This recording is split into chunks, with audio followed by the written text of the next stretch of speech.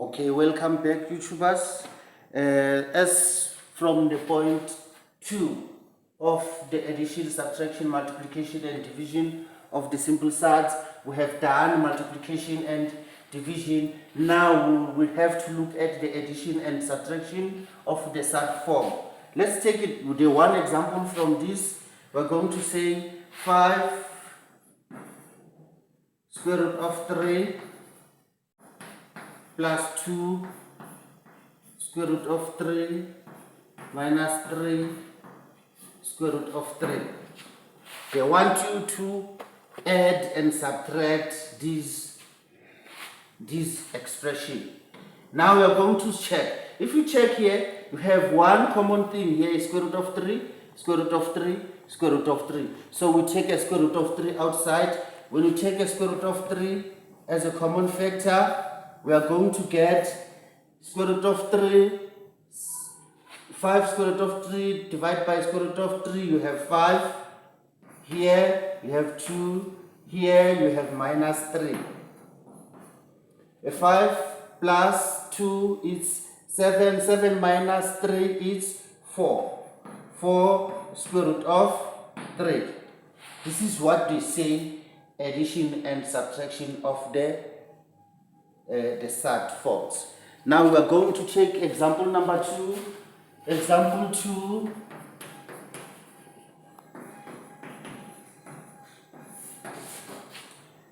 The second example is going to be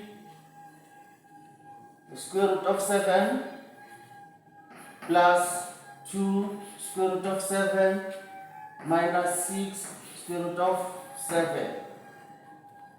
Like we did in the previous one, the first one, just check what is common. Here we have the square root of 7 as common, square root of 7 as common. We multiply that with the square root of 7 goes how many times into square root of 7? 1 plus the square root of 7 goes how many times into 2? Square root of 7 goes twice. The square root of 7 goes how many times into minus 6? Square root of 7 goes minus 6. Then a 1 plus 2 is 3. 3 minus 6 is minus 3 square root of 7. You are done. There are so many ways to do this, but just grab the method that you think is going to work for you and then you continue doing it. Now we have the last one, example 3.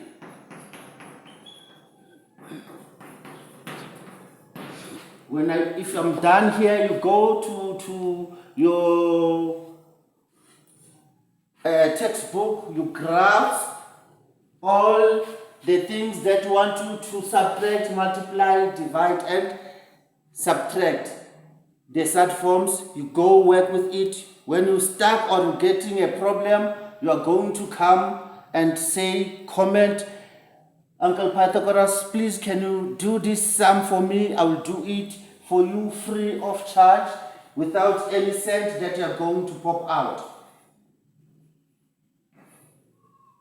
Here is square root of 5. Root 3 square root of 5 plus 5 cubic root of 5 minus 2 a cubic root of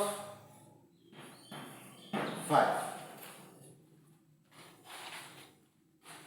As I said in the previous one, here we have a square root of 5, square root of 5, square root of 5.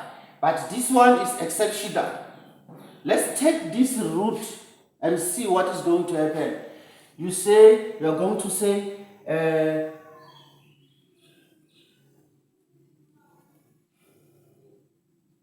5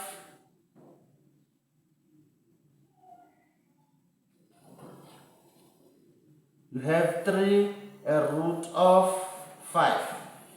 In everything that we have here, we have 3 a root of 5. 3 a root of 5 goes how many times into 3 a root of 5 goes once. Plus 3 a root of 5 divided by 5, 3 a root of 5 goes 5. And then goes minus 2. you have 3 root of 5